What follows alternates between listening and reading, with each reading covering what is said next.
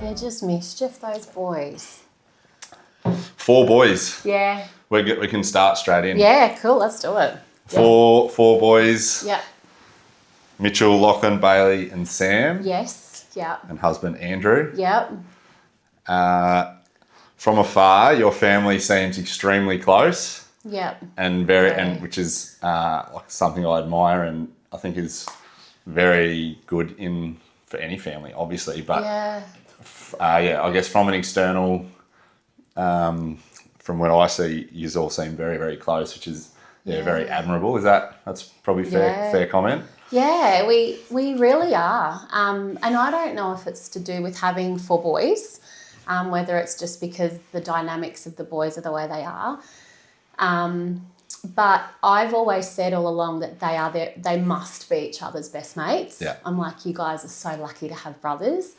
So I just make compulsory rules. Like there's compulsory family holidays they have to come on and things like that. Yeah. But I'm like, you boys must be best mates. And I think Bales moved away from home when he was 17. And I had said to him when he moved away from home, I really want you to keep in touch with your brothers, but I don't need to know when or how. But I think Bales has really took the lead on that too. Like he's really interested in their lives and he has been. Yeah. He's moved back home, which is me living my best life again. Yeah, that's all great. back here. Yeah.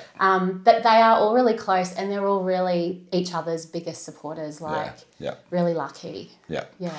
I only see a little, like I've met Bailey this year also when he's come back. I'm not yet to meet Sam in person. He obviously plays for another club, but Mitchell and Lockie are now at the club that I play at as well. But I can see that in Bailey.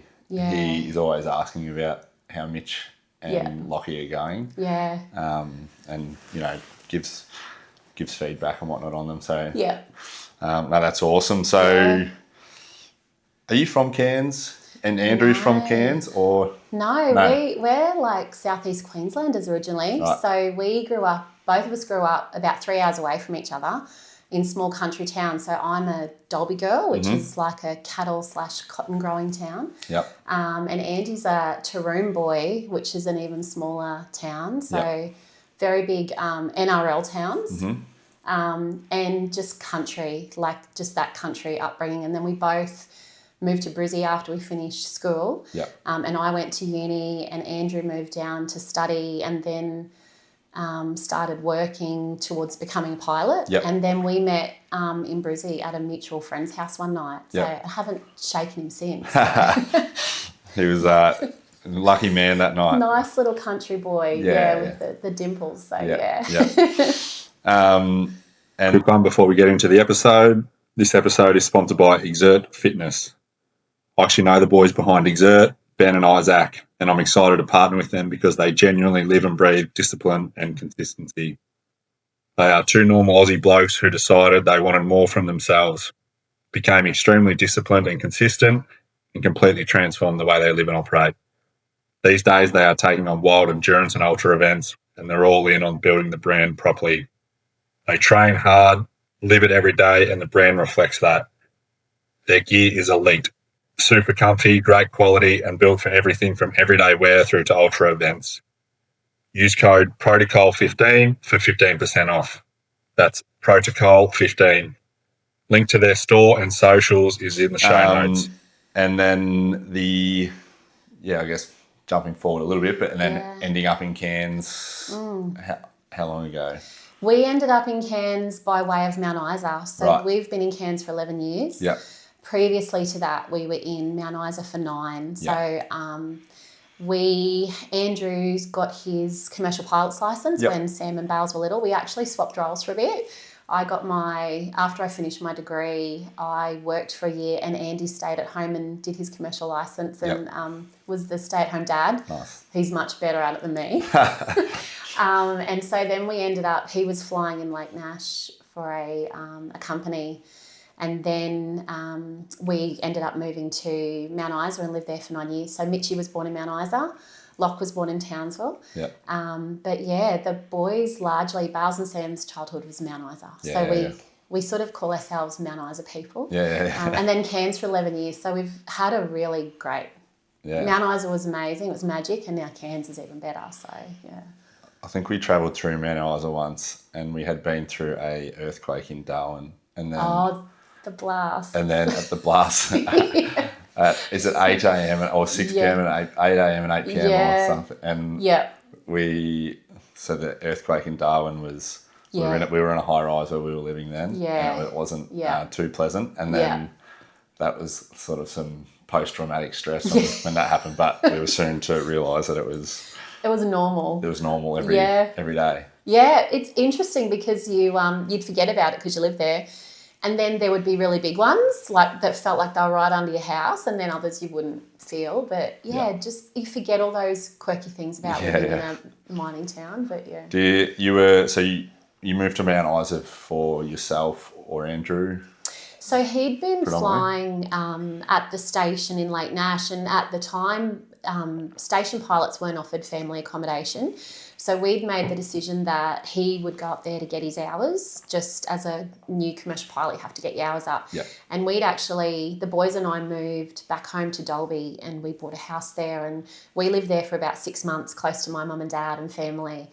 So Andrew could do the flying, but we were apart for about 6 months and we just hated it. And he'd been flying in and out of Mount Isa and said, I reckon there could be some flying opportunities there. And his brother had just moved there. So we ended up in Mount Isa for Christmas just randomly. And then while we were there, he got a job in the mines, and we thought that's just a foot in the door. And then we literally just packed up and moved the boys up to Mount Isa, and 9 years later, it was the best thing we ever did. True. Yeah. Yep. That's interesting. Probably not at the top of everyone's list, Mount Isa, for people with that. But no, it's amazing. It's certainly quirky. And then, so you studied teaching, presumably? Yeah, I studied a Bachelor of Special Education. Yep. So wanting to work really with students with disabilities. Yep. Yeah, so that was my first gig in a special school. Yep. Yeah. And what drew you to teaching?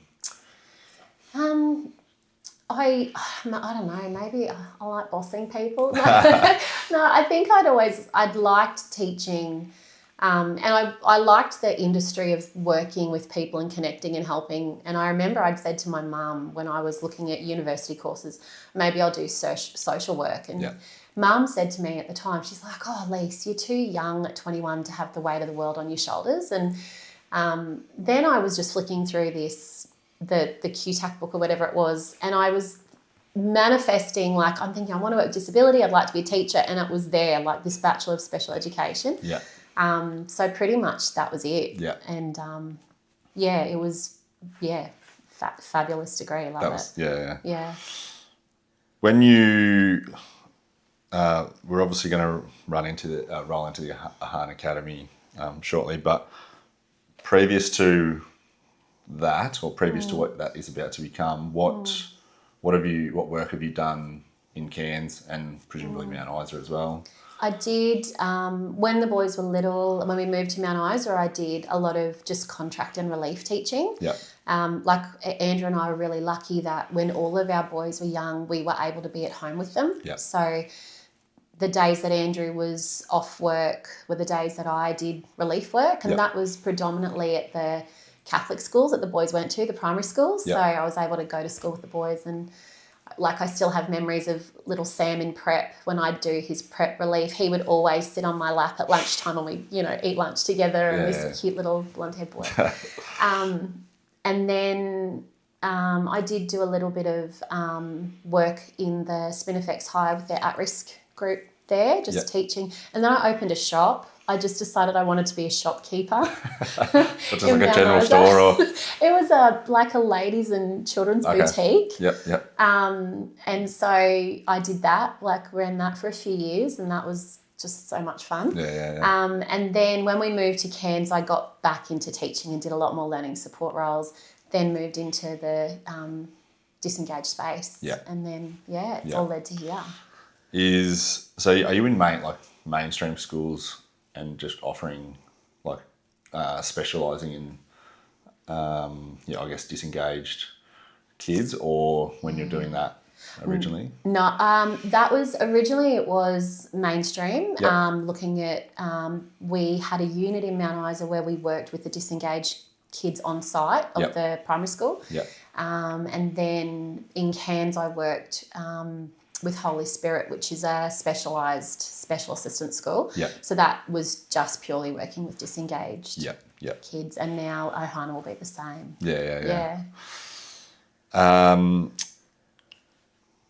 What, like, this space of working with with children who are maybe not like don't handle the mainstream system as well, why has that resonated so strongly with you, as opposed to maybe just doing, you know, standard teaching? I think there's just those connection pieces, and you'll everything we do, like the thing is relationship focused. So you know, for me, just I was chatting to a lady about, you know, a colleague about this today, and I said people say that it's a radical idea to talk about, you know, meeting students where they're at and building relationships first before they can learn, and tailoring the learning to suit them. And a lot of people say, oh, that's that's radical. And I'm like, that's the best way people learn. And I think these young people that you work with, they want to have that trust with an adult. They like that relationship. There's just that human connection. So you can meet them as a human first, and then you get to know what's going on with them and what are the barriers to learning or where they struggle in learning. And it's actually more individualised, and it's, you know, I feel like the learning is deeper rather than just sitting in a class. I really admire the teachers that sit in the class with 28 students and have to try and cater to every student. I admire it, but I also think there's so much they miss out on relationally with every student in their class. So that's what I love about this one. I agree, by the way.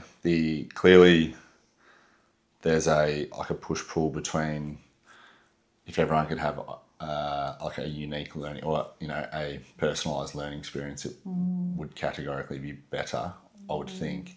Is it a resource issue predominantly? Like, you know, not enough man hours or people hours to actually be able to do that? Yeah, I think we've just always relied on education being that traditional thing that you put, you know, 28 students in a class and you teach. And I think, you know, the concept of it's great, but I think education is a little bit more complex than that. I think assuming that everyone learns at the same level, or even, you know, even interest. Like, I had no interest in maths growing up, and but I seemed to be okay at it. But I struggled to really engage because I just wasn't interested in it, whereas I loved English. Like, I loved history. But, so I think I think that we're finding now there's a reason why there's so many students that are disengaging from that mainstream model. And I think we've got to look at the reason why. And they're kind of asking us to think of it differently and to do it differently. And I think it's a really privileged and challenging space, an exciting space to be in, to go, actually, how do we make education fun and engaging and worthwhile for everyone? So Ohana Academy. How did it get that name? Or is there a reason, more meaning behind it? The Ohana for Youth Foundation has been around for 30 years. It's an organisation that was set up, and it's a foundation that is specifically looking at supporting disengaged youth. So they have a lot of programs under their umbrella. So they've got like work for the youth. But they've also gone into education. So I guess what they're meaning with Ohana is literally that no one gets left behind. It's really their way of scooping up all the disengaged young people and supporting them. And they've actually got now the education model. So our base schools are at the Gold Coast. They've got some really successful base schools down there. And then we have, I guess, effectively won or have the government contract to establish a school in Cairns looking after our young people in the youth justice system. And that's being led by Ohana. So Great. That's the name. Yeah.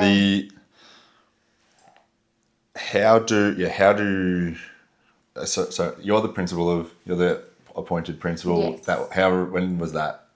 That was announced last year. Yep. So, applied for that. I'd been speaking to Ohana itself has done a lot of community consultation. Yeah. So it was really important to them that they came up into Cairns and sat with as many people as they could to talk about what it was that Cairns wanted and to not have any blind spots when they were setting up. Yeah. And so Jace actually spoke to me about it. Yeah. And I hadn't been meaning to meet up with their executive principal, but I hadn't been able to meet her the day that she was here. So when I saw the job advertised, I ended up calling her and just chatting to her a little bit more about it. And it just really interested me, I guess. Yeah. And so that has, so you were appointed last year, and then since that time, you've just been going through all of the setup from location to, I guess, employment, setting up curriculum, or is there a curriculum that's already sort of that they try and drop in, or?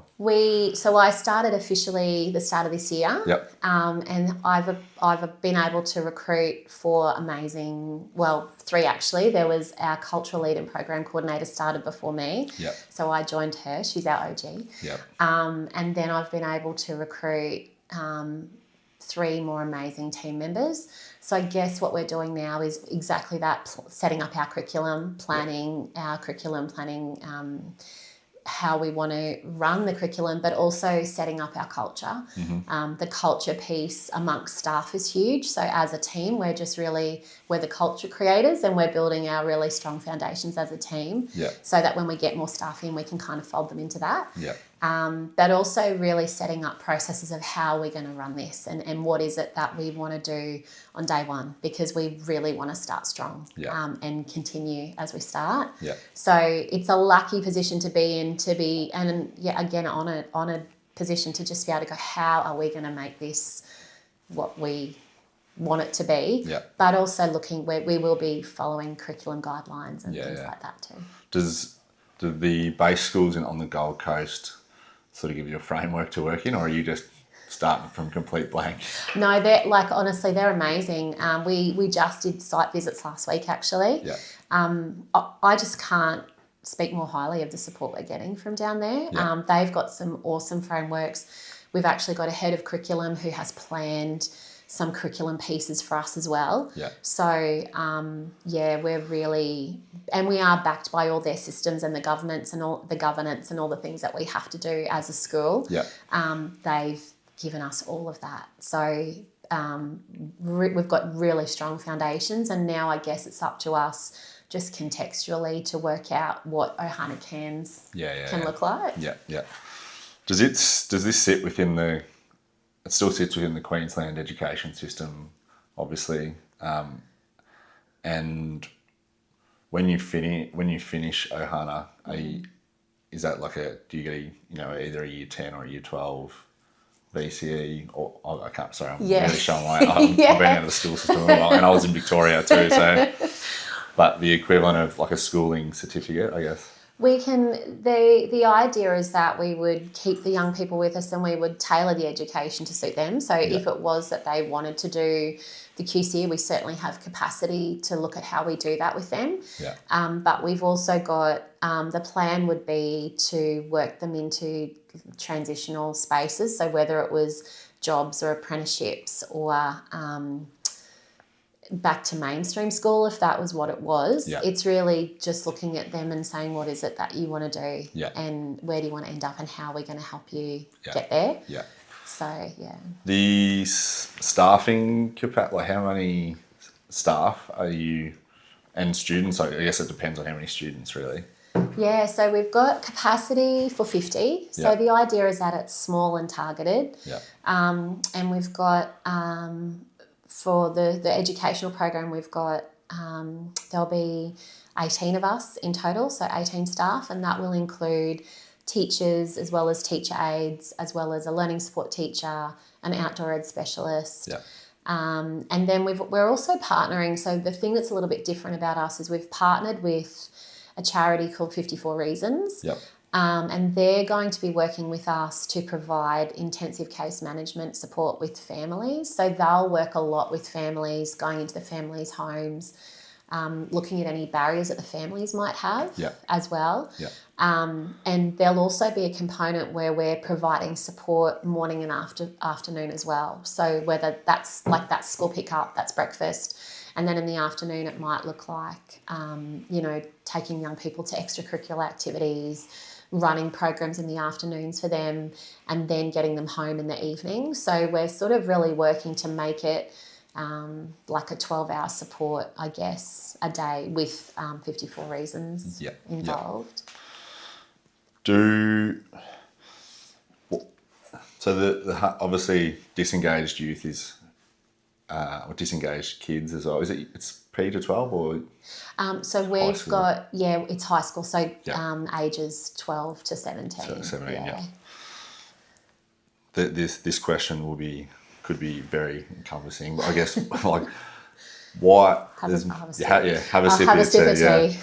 In terms of like why do kids end up in this situation? Again, I know it's probably almost too broad of a question, but what causes them to disengage from schools, I guess, is probably like so many factors. What we're seeing since COVID too is that there's a real rise in young people that have got school anxiety.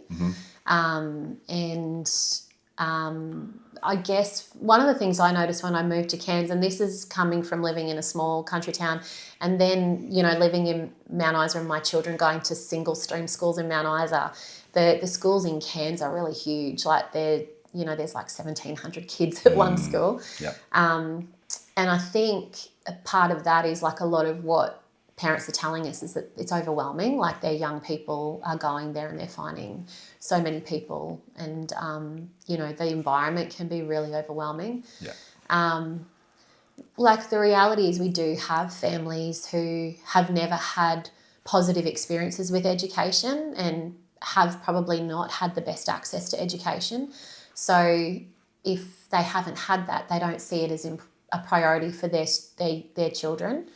And then the other thing is that if you do have young people that struggle significantly at school, and might be those that, can't remain in classrooms or struggle with learning, there's a real burden on young people when they feel they can't learn. And, it's not hard to understand that they'd want to avoid a place that they don't feel good at or they feel shame at, or and then also from a parent's perspective, if you as a parent continuously get calls telling you that your child is misbehaving or isn't doing very well, there's a really negative experience around education.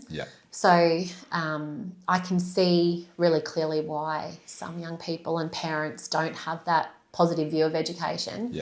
And then we do in Cairns have a lot of families that don't have the financial means to even provide lunches for their kids, every day. Like it's a sobering fact, and I probably didn't realise how big of an issue that was in Cairns. But the financial, you take for granted that, you don't think about the fact you've got to give your kids lunch every day, they have to have a uniform, that's a significant barrier for some of our families as well. So if you can't afford to do it, you can't do it. So Has there been a increase?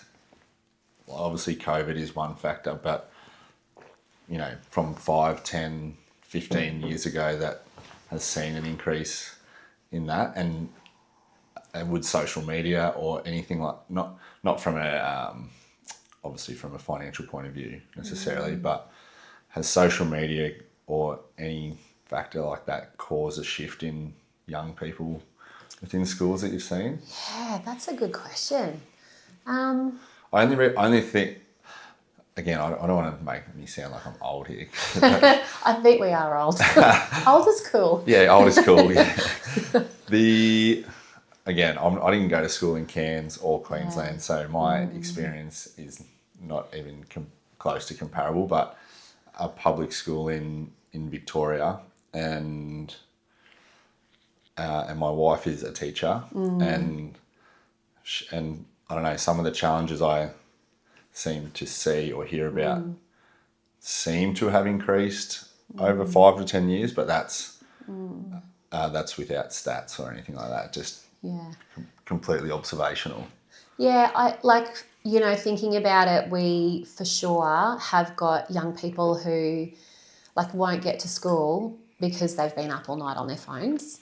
And after COVID, we actually had a mum bring her 2 boys in to enrol with us because while she was, during COVID, she was working at the hospital and, you know, as one of the frontline workers, and her boys were at home and they were gaming all the time. And so when it came time to go back to school, the gaming had taken control, you know. Yeah. So I definitely think, you know, and there are young people coming to school that are like, oh, slack miss, we're up all night on the phone. And so the social media or that phone has definitely, in my experience, impacted sleep. Yeah. You know, and then so young people will be up all night, sleeping all day. And then, yeah, certainly things like gaming, when that becomes your community online and that becomes your world, like, why would you want to leave your room? So there really is a lot of those things that play into it as well. Yeah. The mainstream schooling, I've got the words here, failure of mainstream schooling, but I think that's probably unfair. I tend to think it's more of like a resource issue, because you have 28 students. Particularly if you're a high school teacher, you might see them for 4 hours a week, possibly. If you do the maths on that, it's not very minutes each per student. Is that where and then if you stack that with new challenges plus just, I guess, standard challenges, is that where you would see most of the problems really arising from? Yeah, like I said, I really admire teachers who do it. I mean, I love mainstream school. Like, our boys have been through mainstream school and have had your gorgeous wife as a teacher, and they really love and respect her as their teacher. But you know, the thing is too, I don't know how now there's a lot more pressure on teachers now. All of a sudden, you know, we go to PDs and we're talking about build relationships with every student. We're talking about be aware of all the, you know, the needs of our young people. Make sure you answer parents' emails, you know, make sure you do email parents if their students are left behind, or, you know, like the pressure on teachers to do so much, as well as meet curriculum standards, as well as mark tests, you know, pastoral care, like there really is a huge load on teachers. And, you know, I haven't had a teacher for my boys that I haven't been able to see that with, you know, like, and my boys are all, you know, like when you get the emails home from teachers and my boy's like, oh no, I wasn't doing anything. And I'm like, listen, teachers do not have time to send emails for no reason. Yeah. Nice try. Yeah. So I definitely do think mainstream teachers are amazing, but there is so much pressure on them. Yeah. And I don't think it's reasonable, actually. Yeah. It seems, it's really just a time issue. I think it's that, you know, and I don't know whether you could compare it to like your work, or like if we could, education sort of sits differently, but if you looked at it, I don't know, how would you compare it to, I saw something about this guy once did interviews for this job, and the job was being a mother, but it wasn't advertised as that, but he was saying, you know, you have to be available 24/7. You have to give up your holidays. You have to be able to cook and clean. You have to, you know. Oh, and then at the end he said, oh, the pay's really bad. There's no pay. And all the interviewees were like, no, we don't actually want this. Like at the start, they're like, no, we're keen. We're hard workers. We can do this. No. And then you could see them sort of shrink back going, this sounds crazy. And then he said, oh, the job's actually being a mum. And everyone's like, oh, true. And I think if we tried to do that with teachers, you would see how much they've got on their load, rather than looking at, you know, those teachers, like they're doing a lot. Yeah. It's sort of like maybe a business owner is running your own business in a sense, in that you have to be somewhat available and doing work when you may not necessarily be at work. Yeah. I mean, teachers, again, it's that, oh, you guys get all the holidays. And I'm like, teachers, well, you would know. Teachers' holidays are sacred, but they're not the full holidays. No. I don't know any teacher that ever gets the full holiday break. Yeah. Back to the Ohana Academy. What are the challenges you've had so far in setting up a new school, and especially you said you've got the contextual part in Cairns, which I guess would predominantly be shaped by yourself, who has a lot of the experience up here, and the employees that you now have. Yeah, what are the challenges you've ran into? I don't think we've run into any challenges yet.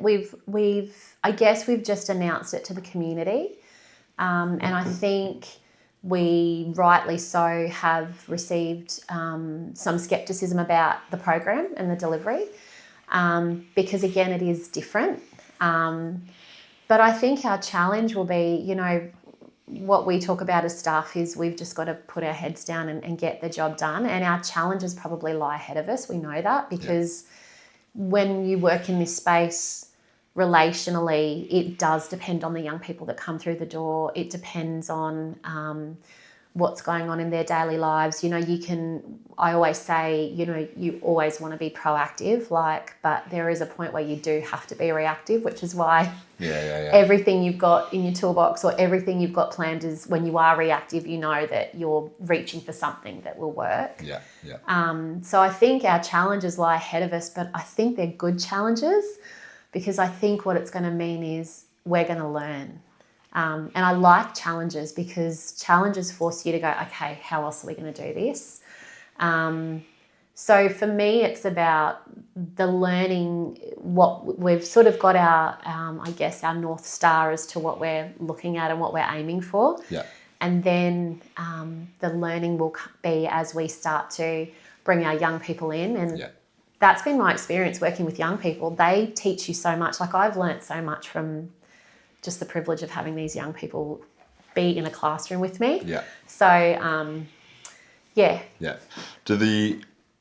my guess would be some of the backlash. This is probably more to crime and that in general. Lock them up, or just get them out. Basically push them aside. Put them somewhere else. So we don't have to and teach them a lesson. Is it? I guess that would probably be a challenge or some of the criticism that you make of. Yeah, and rightly so, because people don't like bad things happening to them for no reason. The crime crisis in Cairns is real, and so I'm a huge advocate for that. That's not okay. It's not okay for young people to be on the streets doing that. I've sort of a belief of do no harm, don't harm yourself, don't harm others, don't harm your community, sort of always said that to the boys. And so I think people have a right to feel angry about it. But I guess that for me it's about, I had a story once of a young girl who'd come to school one day and she kind of slumped against me, and I just sort of said, oh, hey going, Dale, what's up? And she said, oh, I didn't get much sleep, miss. And I'm like, oh. And I said, what was happening? And she'd ended up out all night wandering around because her mum had a new boyfriend who'd come in and he was on drugs and he had started to hurt her mum, and so they had to jump out of the bedroom window. They didn't feel safe in their house. So she was wandering around the streets and then got herself to us, and we gave her brekkie and let her sleep, So, again, I'm always about the story behind it. There's a reason why. It doesn't make it right. But also I'm very big on accountability too with these young people that I totally get why you're doing that, but that also doesn't mean you can go and cause harm to others or to their property. So for me, it's I want the crime to stop. But I want also these young people to know that they're worth more than just doing that too.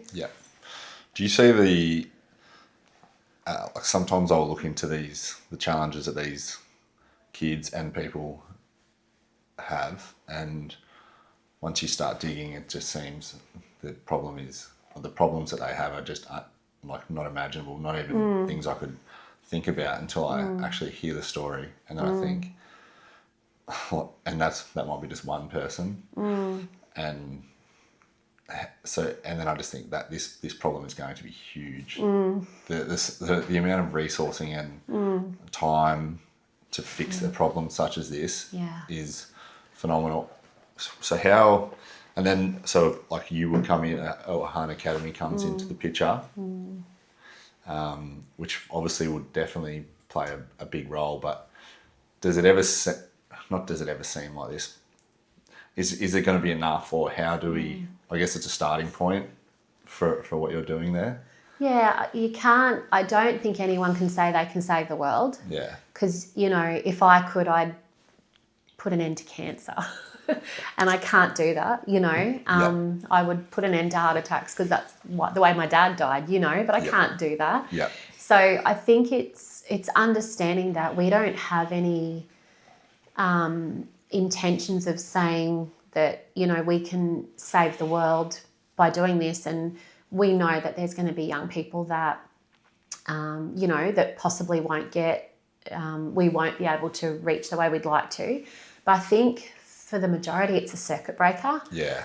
Because in my experience with them, as soon as they realise there's a positive adult in their corner, or when they realise they actually have a place to go, because a lot of these young people, they don't have school to go to. They've either been expelled or they won't go because there's conflict with mates, or there's the academic stuff. So they're that real place of value and belonging. Like, what do you do when you're 14 and 15 and you don't go to school? There's they don't have that sense of belonging. So for us, part of it is them coming and feeling like they belong somewhere, but also them being surrounded by adults who are like, right, this is about opportunities now. Like, what are we doing with you? Yeah.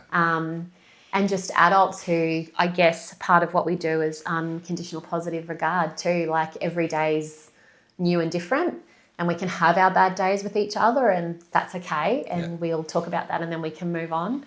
And a few people have said to me, oh, it's all that lovey-dovey stuff. And I'm like, but the lovey-dovey stuff is important too, but one of the things I do have is high expectations. Yeah. And I do say that to the young people a lot. I'm like, I have got high expectations for you, and I'm never going to apologise for that. Yeah.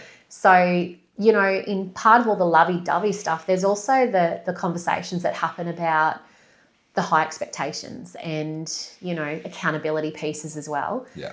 And from my experience, if you've got someone that you trust and respect telling you about accountability, you're going to listen to it more. But if you've got someone on the street saying abusive things to you, you're not going to, that's not going to work, or if you've got someone using it as a punishment when you've already got trust issues with people, that's not going to work either. So, yeah. The environment at Ohana, like what will a day every day will be different? You said that, but what will the actual structure what will the day look like there? And do we have year levels, or will you have learning levels, or a mix, or? Yeah, it's going to be a bit. So it's learning. It's but there's obviously like a wellbeing space, and there's a cultural space. There's brekkie every morning where we'll connect and check in with each other, and but then there's learning. So there'll be the curriculum.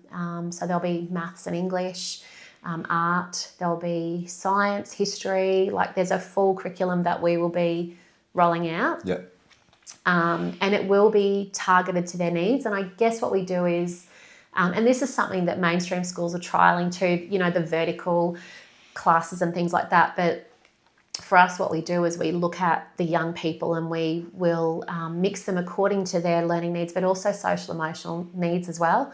We're just really trying to create that best learning environment for them. So again, it's just coming back to that individual stuff too. And I know that we can do that, whereas you can't do that in mainstream. So again, we're really lucky to be able to do that. We want to make sure it's as effective as it can be. I wonder if there would be some learnings backwards to the mainstream system once I guess the Ohana and equivalent schools are probably considered alternative at the moment. Yeah. But I feel like there would definitely be some learnings that could go back. Yeah. With just the vertical learning or the putting people in the right groups. Yeah. Not necessarily based on just their age or what subject preference they have. Yeah, that'd be really cool. I remember I was on my high horse a few years ago. It's funny because I was on my high horse about a teacher for one of my boys, and I'm like, they're just not relationship based. And I had a meeting with them, and I'm like, with the teacher, I'm like, you need to be more relationship based with this boy of mine. You will get the best out of him if you're more relational based. That's how they learn. And then I was at a PD a few years later, and the same teacher was up talking about relationships, and I'm like, oh, that's really cool. Hope she doesn't remember me going on about being relational. But I think there are so many changes that you see. I think education is desperately trying to change, but again, it's the way that they're set up to. We're lucky to be able to do this. You're effectively like a private business because you can pivot and adjust and move, whereas the bureaucracy in government or just any school is just far too hard to change anything. Yeah. Which there's reasons for, but also, And I mean, they are getting good outcomes. I mean, my four boys have done brilliantly. We could not fault the education they've had from like humble little Mount Isa all the way to Cairns. So, I'm really grateful to the mainstream school and really grateful to the teachers that have put up with my boys' mischief in their classrooms. Well, there's certainly a place, but I guess there might be a hybrid sort of model that could sit in the middle as well somewhere. The challenges in, I guess, Far North Queensland, the population up here is diverse. Again, I'm from Victoria, which I've mentioned, but we have, it's definitely a diverse population up here. What are some of the challenges that you see that might be unique to this part of the world? I love the diversity. I was just chatting to my staff about this today too, is that we really are in a space where we can celebrate everybody's diversity. So we're really rich in Indigenous culture in Far North Queensland. And so we really want to bring that cultural piece to the school. But then we know that there are so many other cultures that are in Cairns. So we're not so much focused on one culture. We're actually really excited about bringing everybody's culture and everybody's story. I love learning about culture and I love learning about traditions, but I love learning about stories too. So for me, like you've got a story, you're from Victoria, like that's cool to me. Like every young person that comes in has a story. So we really, I guess, want to honour everybody's story, because I think sometimes you run the risk of generalisation if you're focusing on culture too much without focusing on the individual people's stories as well. But certainly the diversity is amazing. I like it. I like learning more and I like asking questions. I think that's probably one thing I do. We've got 2 incredible Indigenous staff. And so I'm always saying, oh, what about this? How can we do this? And I just really lean on them for their wisdom, which is, again, I'm learning as well. So we just want to be in that space where no matter who we are or where we've come from, we all belong. And I think that's our piece. Ohana is a family. Like, it doesn't matter where you're from. Like, once you're in our family, you're in our family. So, I was just looking at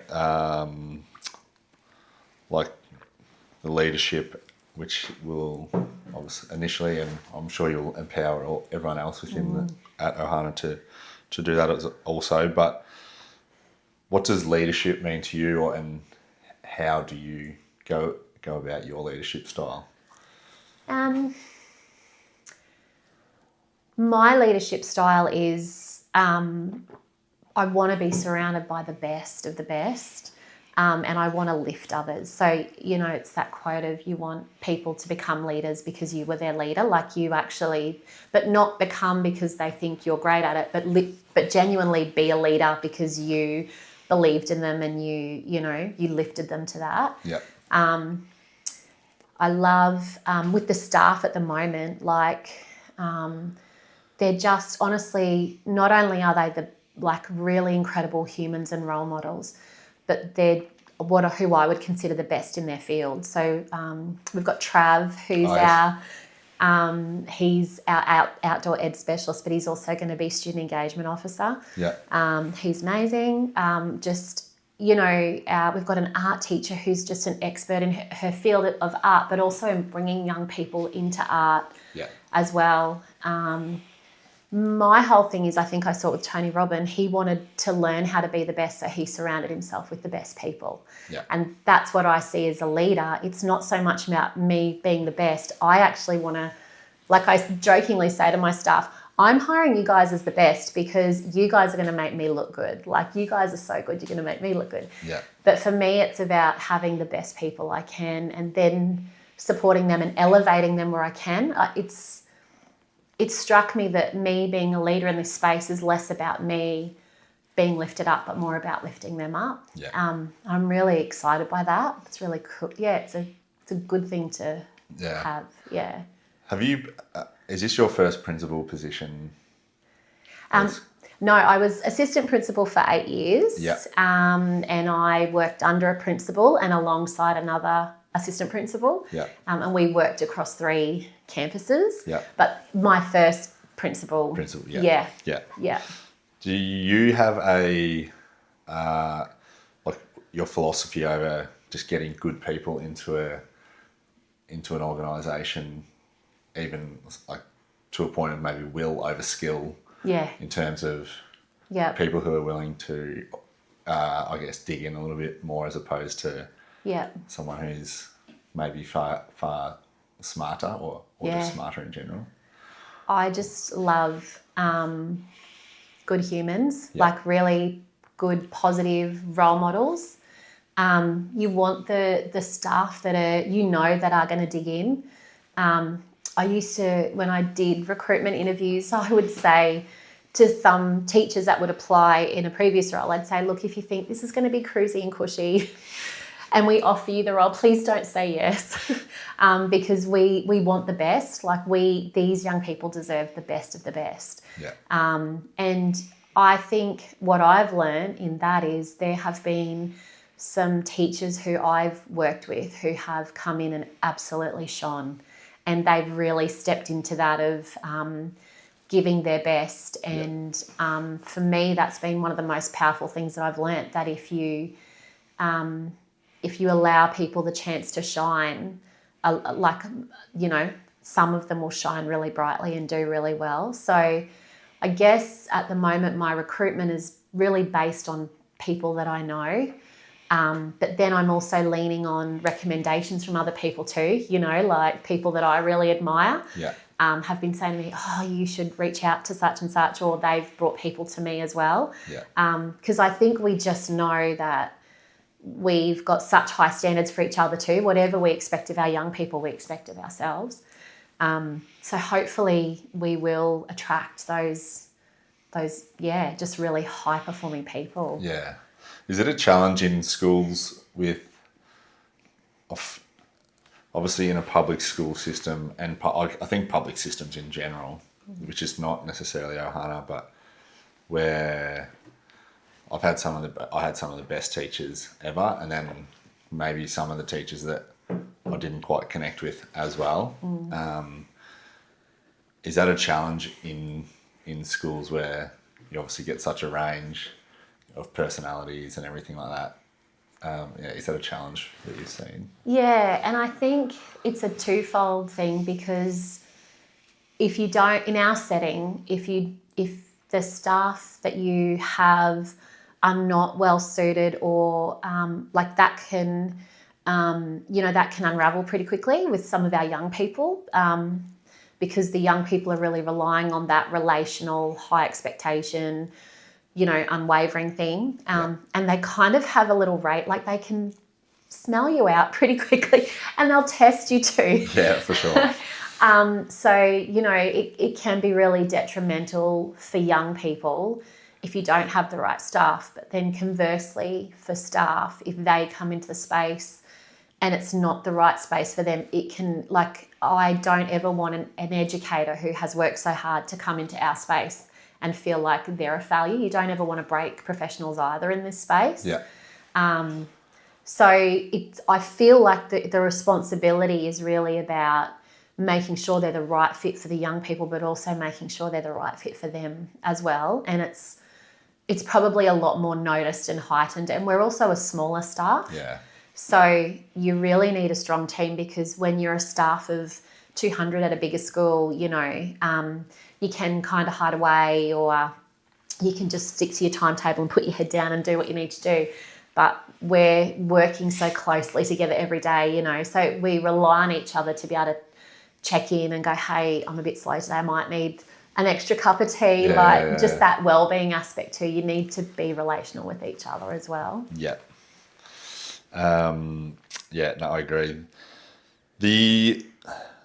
So Ohana Academy, what does success look like for this school in the next 1 to 5 years? It's exciting. I think the success is the impact that we have on young people. And we've obviously got measurables that we'll be collecting. So we will be having specific data sets that we'll be collecting and measuring, which I'm really genuinely excited about, because I never used to love data because I was not into maths. Yeah. But now I love it because it really tells a story, and it's not tick and flick data. It's not, it's really raw data, but it's also relational data about what's going on with our young people. So I love our data that we'll have, but also impact on our students. So are we seeing a young person just turning up all the time? Did we have a young person that started with 2 hours attendance and now in 6 months they're here 3 days a week? It's really, someone told me today, it's the micro steps of success. And the other thing that I've learnt too, it's a long game. So, sometimes, if I think of my primary school teachers, we used to do the spelling, and you get your spelling words every day, and then on Fridays you'd do your spelling test and you'd get your score out of 20. And that was feedback for teachers straight away. So teachers would know, oh, okay. But with us, what I've learned is over the years I've run into young people after they've left us, 3 or 4 years later, and they'll be like, oh, hey, miss, remember when you said this to me? And, oh, hey, miss, I'm doing that job. I've got this apprenticeship. And it's like, there will be, I'm sure, moments where we won't ever see the impact we have, because it will come later. But that's why everything we do is so important, because even if a student walks away and thinks back, oh gosh, I remember when that teacher was kind. We remember the good things about teachers and the impact they had. So that's exactly what I want for our young people as well. Is there an element of, like I touched on earlier, the problems are massive across the whole country, I guess, but in this community. But if you can say pick out if a kid ends up at your school, and then the impact that they can have when they go back to their their environment. Do you see that, or does that, I guess, is that a factor for you guys as well? Hopefully. Yeah. That's the aim. Yeah. It's hard to know every time. Yeah, we want to make education cool again. But the thing is too, if they're and you see it in varying degrees, yourself, if you're, you might be down at the footy and you'll see a young person that and they'll be with your mates, and if they sing out to you and call out, and then their mates are like, oh, and they'll say, no, that's my teacher, or that's such and such, they're cool, they do a lot of work for us, the young people. If they really, if they respect you and value you, they will do a lot of work for us outside the school as well.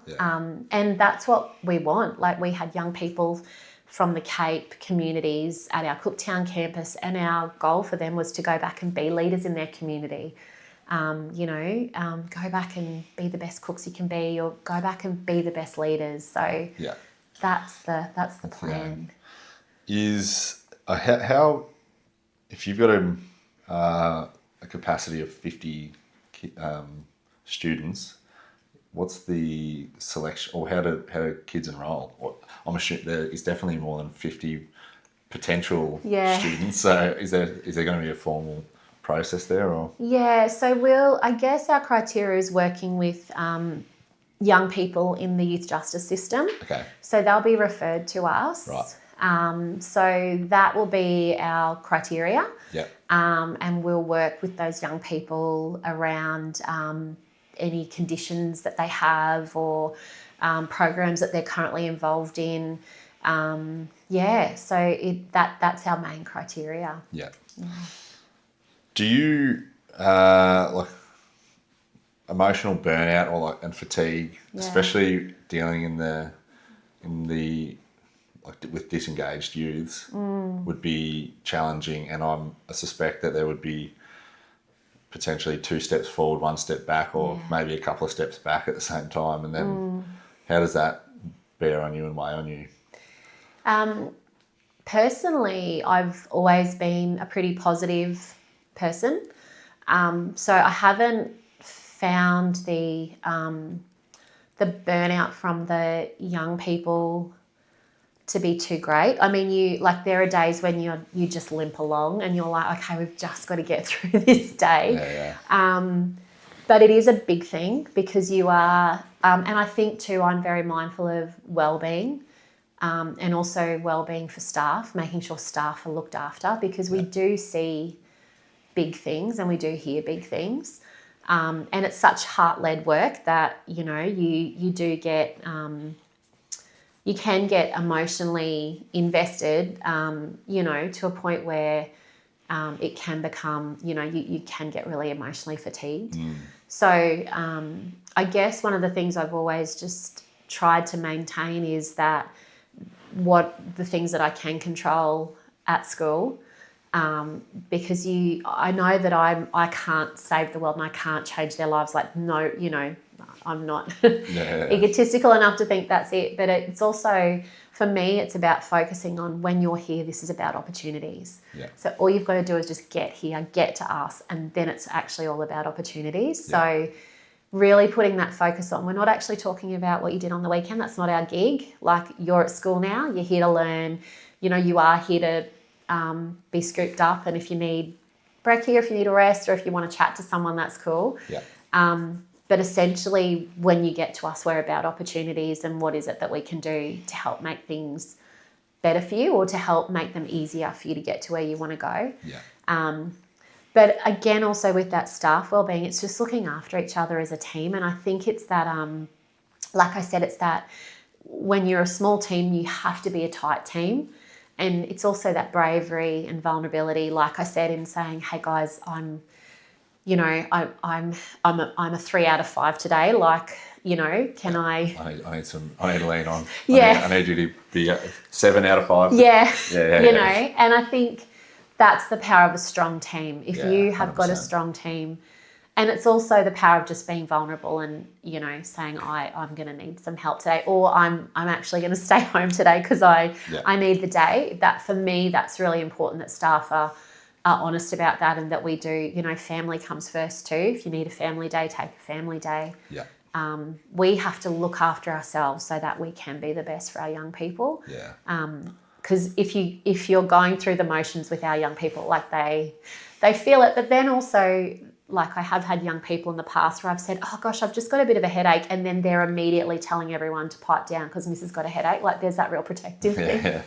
So. I do say, I had Jace, a good mutual friend of ours, in here as well, and I guess he spoke about his detective days, which were pre what he was doing now, but I do somewhat compare, like, the actual mental load of just being able to switch on and off once you walk out the door at 5 o'clock or whatever it is. I admire that, because it's it's hard to. It would be really difficult to do so. I work in the accounting space where we just crunch numbers, and then there's not too many emotions. Not too many emotions that elicited there. But I guess when you're dealing with young people, and specifically in the disengaged space where they have some real challenges that, as I said before, that things you couldn't even think of in some circumstances. Yeah. And then to be able to somewhat switch off, turn off, not necessarily think about it, and then come back again the next day and do it would be difficult. It's a skill. It's something that you have to be really aware of too, because, and the thing is, I don't think you're ever going to get away from those nights where, you have a few sleepless nights, or you're worried about something. But I think it's that focus on, you just have to be aware that we are going to be susceptible to that. Yeah. And that's why with the staff, we talk about each other's well-being so much. Like, it is the team approach, like we become our family. Yeah. And it's also the no judgment too, like I remember in mainstream schools, you'd always feel guilty if you rang in sick, because you'd be like, oh gosh, I've got to do all this planning and my students are going to need me. And, there's always a degree of guilt when you're calling in sick. So for me, it's really important with staff that it's like this is actually a really good way of looking after the whole of us, because if you do come in and you're not great, potentially you're putting more workload on all of us to look after you. So that power of just really knowing that there will be a few nights, or, there are going to be some really tough times, and we don't sugarcoat that either. But my goal is that we also don't let it get on top of us as well. Yeah. It's just an ongoing management. Yeah. Would it be fair to say the real goal, you've mentioned like the circuit breaker before, and I mentioned Jace again, he works in his Thrive and Connect business, and mentioned that like really the aim of his is to not necessarily completely change their life, but just he talked about a trajectory change where it's just, and then that can then often be the push that they need to prompt them forward, or positive in a positive way. Yeah. That's effectively what Ohana his purpose really is. Yeah.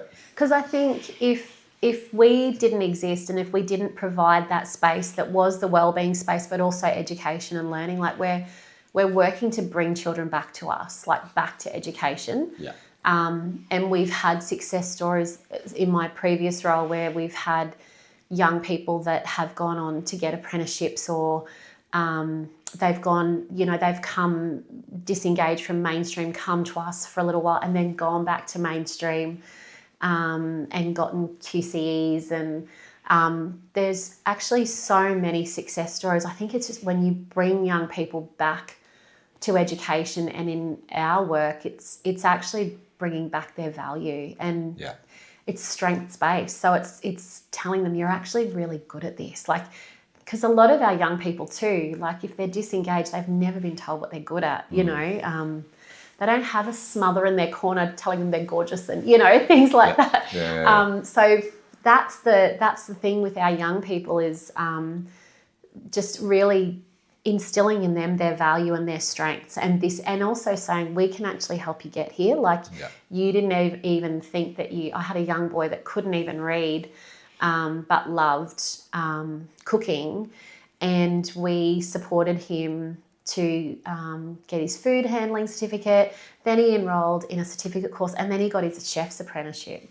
So, and this young boy, 12 months before was, basically saying, oh, there's no point, miss, like I'm not going to get a job when I'm older. Like he was 13 saying that. And then, I think I've seen the success of saying to young people, just because you think you can't doesn't mean you can't. Yeah.